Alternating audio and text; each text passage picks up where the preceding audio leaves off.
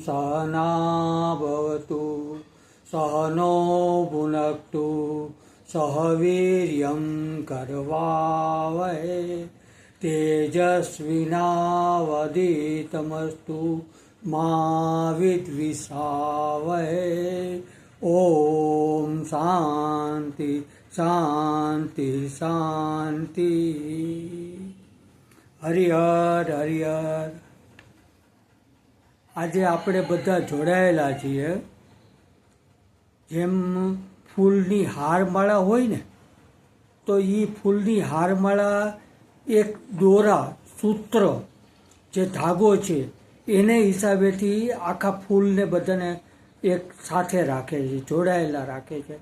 એવી રીતે આપણને યોગેશ્વર સ્વામીજીએ આપણા પરિવારને, હરિહર પરિવારને એવું જોઈન્ટ રાખ્યું છે કે આજે એમના 31 વર્ષ જેવા સંન્યાસ જીવનની અંદર એણે લગભગ 3-4 પેઢી, એક પેઢી તો મારા ધ્યાનમાં છે કે 4 પેઢી એમના સાથે સંકળાયેલી હતી। તમને એનું નામ આપું અને બીજા જે કોઈ હોય તો મને કોમેન્ટમાં લખજો કે એ 4 પેઢી કોણ એમની સાથે રહ્યું છે। માંડવીની અંદર ઈશ્વરભાઈ પટેલ બાપુ નામથી જે પ્રખ્યાત હતા, અને એમના મિસિસ હતા ભારતીબેન, એ એમની ત્યાં આવતા હતા। એમના દીકરા દીપકભાઈ પટેલ, એમના દીકરા નાનો હાવ ચાલતા નહોતો શીખડો એવા એ સ્વામીજીની પાસે આવી ગયેલા છે। એટલે 4 પેઢી મેં મારી નજર સામે એમની પાસે આવતા જોઈ છે। 3 પેઢી તો ઘણી છે, 2 પેઢી ઘણી છે।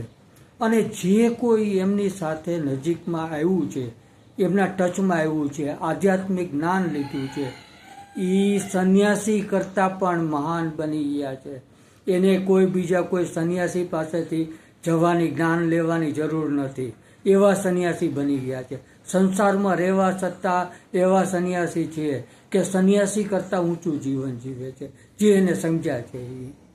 એટલે એને હવે કાંઈ આપણે સમજાવવાની જરૂર નથી, એને કોઈ કાંઈ કહેવાની જરૂર નથી, કોઈ તાકાત નથી કે બીજા સ્વામીજી આવીને એને સમજાવી શકે, એટલું એ સમજી ગયેલા છે।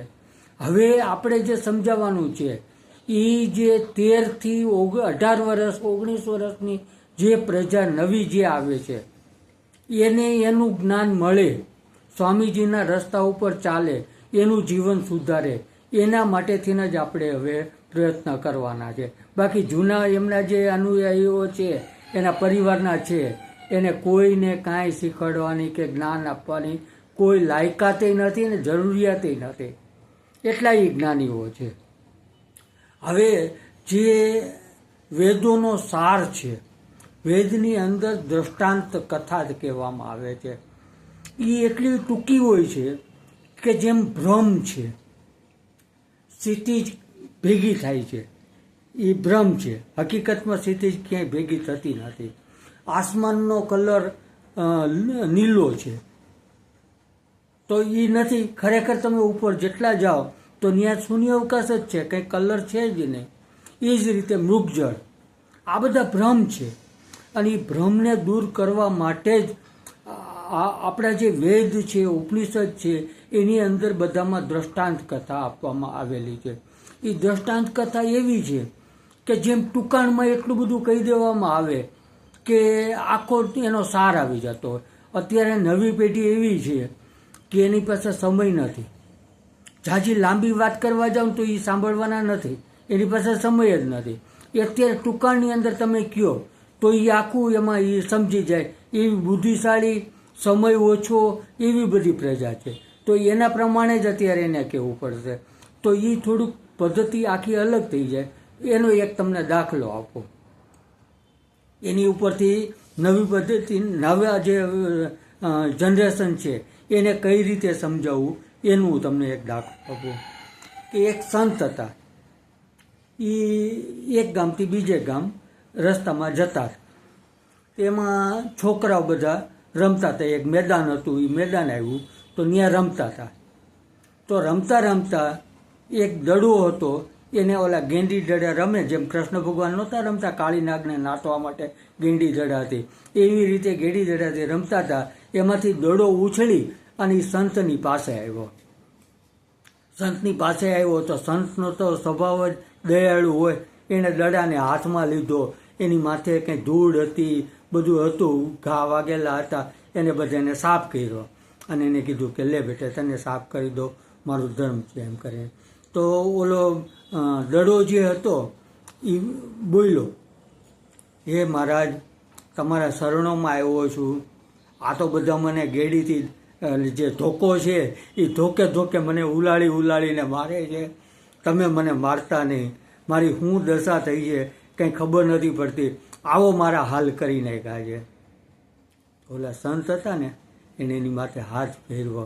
આ સંતનો કેવો સ્વભાવ, સંતની પાસે શું કામ જવાનું છે, એની જ્ઞાન ટૂંકાણમાં કેવું લેવાનું છે એનું, અને શું કરવાથી એ જ્ઞાન પ્રાપ્ત થાય એ સમજાવવા માટેથી આ તમને દાખલો આપું. સંતે શું કીધું, શું કામ તને મારે છે, શું કામ તું માર ખાસ, તારા કર્મ એવા છે. શું કર્મ છે? તારામાં અભિમાન રૂપી હવા ભરાયેલી છે, તું હવા કાઢી નાખ. દડાની અંદર હવા ન હોય તો કોણ મારે એને, કોણ રમે?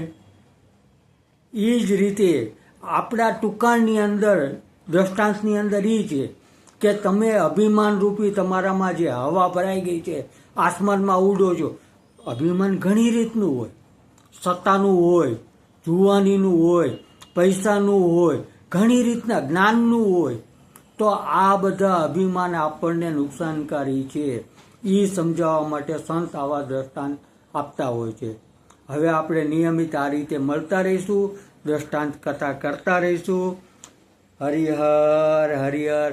કોઈને પણ કાંઈ આમાં સૂચન લાગે તો આની અંદર મને આપજો, કોમેન્ટમાં લખજો. એ પ્રમાણે આપણે સુધારા વધારા કરી અને આગળ નવી પેઢીને, જૂની પેઢીને નહીં, નવી પેઢીને આપણે આધ્યાત્મિક રસ્તે લઈ જવી છે, એમનું જીવન સુધારવું છે. એના માટે ઓમ પૂર્ણમદ પૂર્ણમિદં પૂર્ણાત પૂર્ણમુદચ્યતે પૂર્ણસ્ય પૂર્ણમાદાય પૂર્ણમેવાવશિષ્યતે. ઓમ શાંતિ શાંતિ શાંતિ. હરિ ઓમ.